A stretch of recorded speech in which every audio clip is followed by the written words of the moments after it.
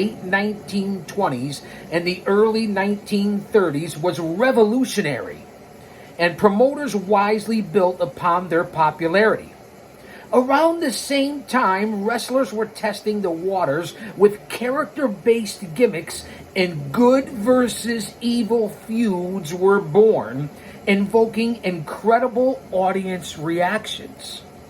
In pro wrestling, much like in life, I guess, if you want to parallel it to reality, is good versus evil with the storylines.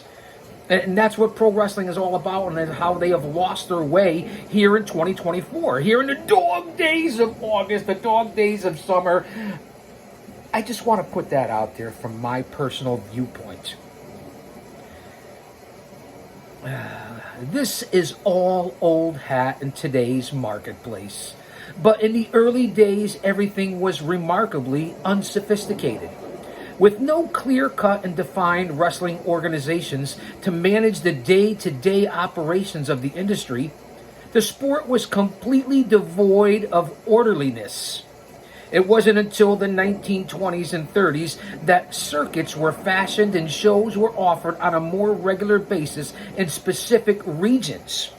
Wars between grappling syndicates were legendary, akin to those between crime organizations erupting across the United States. But in place of bootlegging and prostitution, promoters were at odds over high-value attractions and territorial control, and money was the bottom line, as it usually is with most people in most situations.